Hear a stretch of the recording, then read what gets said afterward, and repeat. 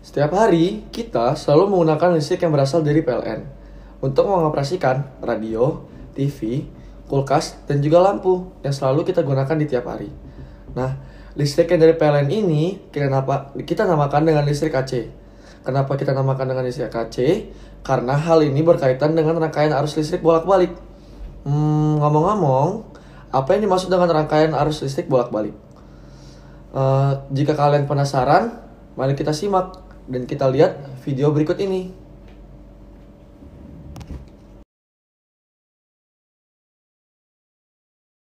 Assalamualaikum warahmatullahi wabarakatuh. Tabi pun, perkenalkan nama saya Reski Bazri dari kelas 12 IPA 4. Halo teman-teman semua, apa kabar kalian di sana? Pasti baik-baik aja kan?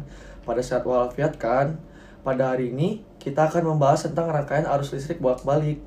Arus listrik bolak-balik yang memuat beberapa subbab, yaitu sebelum kita membahas tentang rangkaian arus listrik bolak-balik, lebih baiknya kita berdoa. Berdoa menurut kepercayaan masing-masing. Berdoa, mulai. Selesai.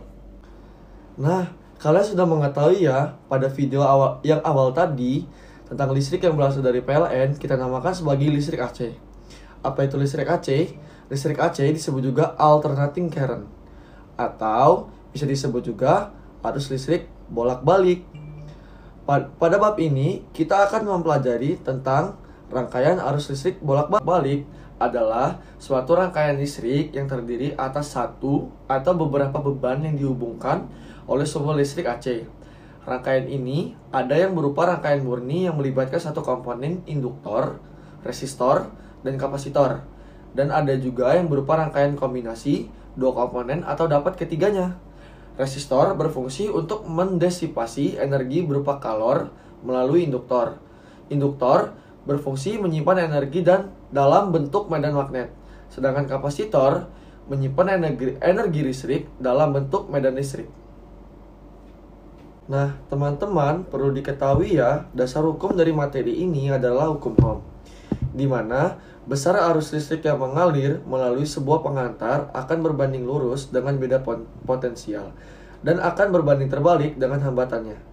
Berdasarkan dasar hukum yang sudah saya jelaskan sebelumnya, dapat kita simpulkan rumusnya sebagai berikut. I sama dengan V per R, di mana I sama dengan arus listrik yang satuannya adalah ampere. V sama dengan beda potensial atau tegangan yang satuan unitnya adalah volt. Dan ada R sama dengan hambatan atau resistansi, satuan unitnya adalah ohm. Sebelum kita masuk ke materi pembelajaran, teman-teman, pernahkah kalian mendengar sebuah alat yang bernama alternator? Boleh kan?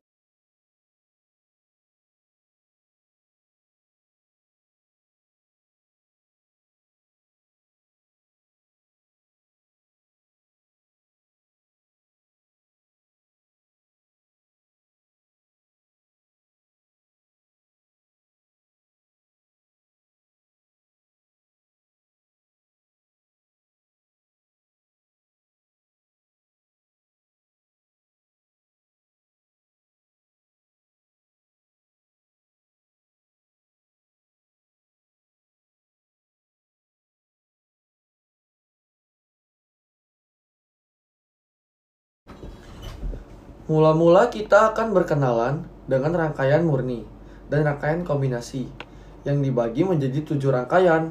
Yang pertama ada rangkaian resistif.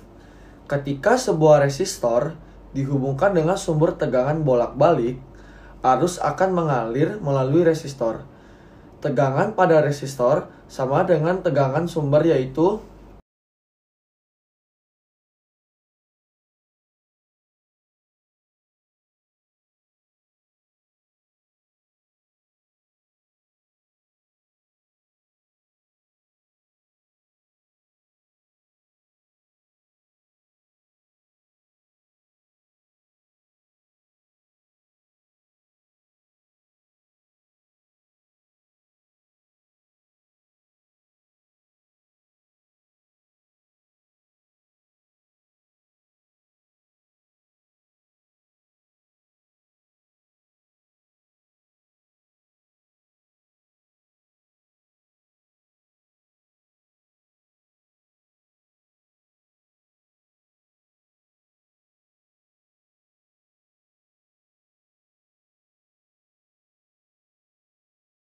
Yang kedua adalah rangkaian induktif.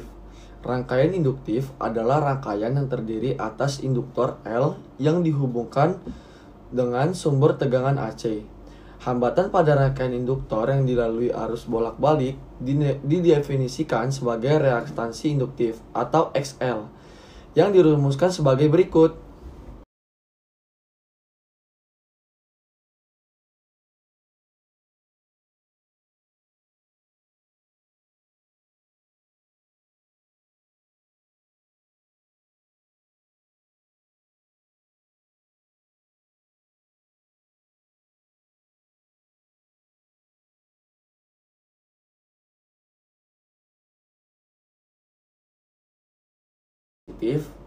Rangkaian kapasitif yang terdiri atas kapasitor C yang dihubungkan dengan sumber tegangan AC.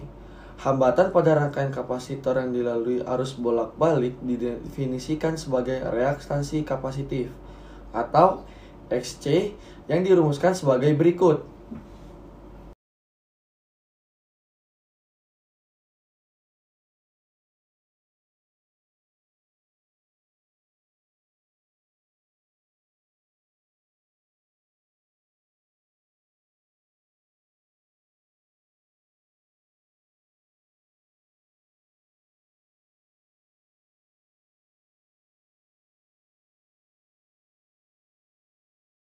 Yang keempat adalah rangkaian seri antara R dan L. Apabila R dan L dirangkai seri kemudian dihubungkan dengan sumber tegangan bolak-balik, maka akan berlaku rumus sebagai berikut.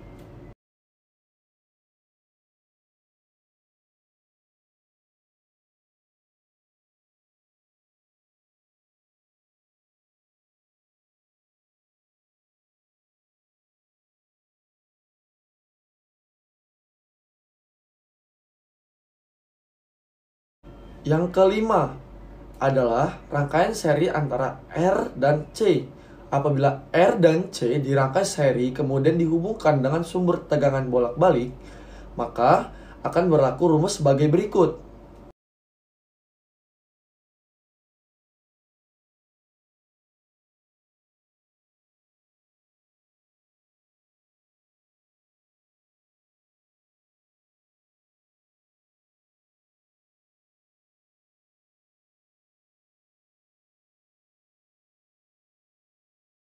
Ada rangkaian seri antara L dan C.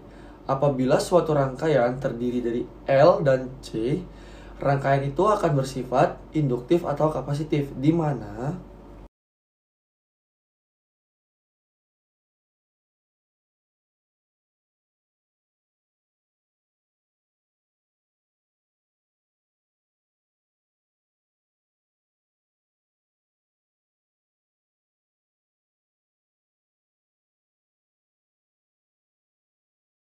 adalah rangkaian seri RLC.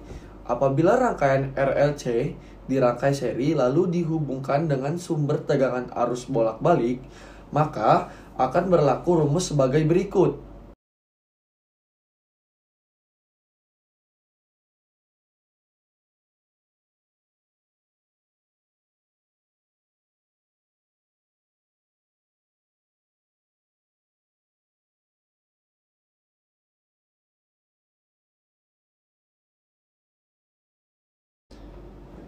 Kemudian kita akan masuk ke materi selanjutnya, yakni rangkaian resonansi.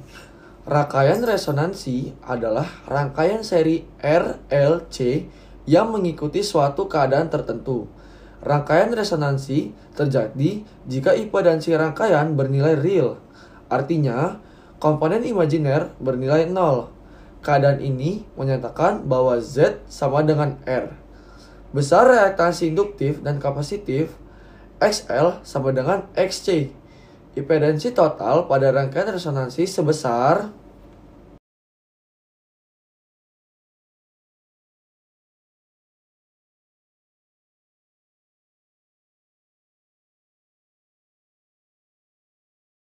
Materi selanjutnya adalah daya pada rangkaian bolak-balik. Definisi daya sesaat atau daya semu yang mengalir pada rangkaian arus bolak-balik dirumuskan sama dengan definisi daya pada listrik searah. yaitu perkalian antara tegangan efektif dengan arus efektif melaluinya. Dirumuskan sebagai berikut.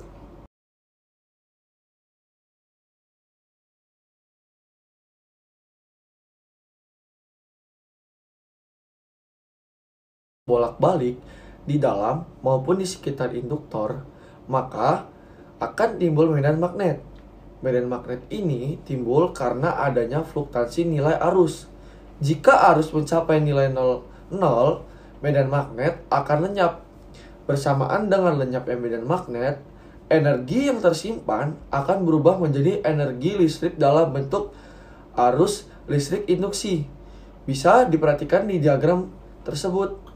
Berdasarkan diagram tersebut, maka dapat dirumuskan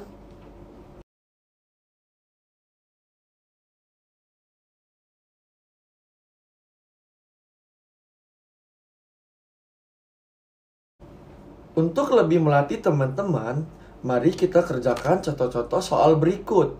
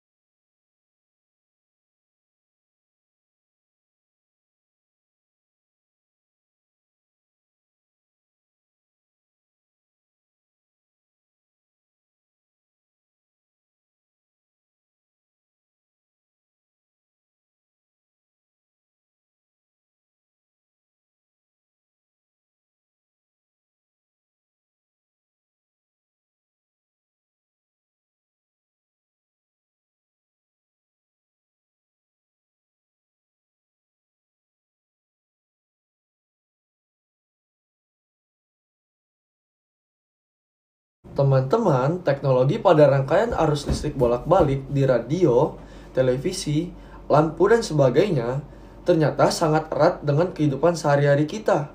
Tanpa fisika, mungkin kehidupan kita tidak akan semaju saat ini. Sekarang, waktunya diskusi. Silakan pause video ini untuk memulai diskusi.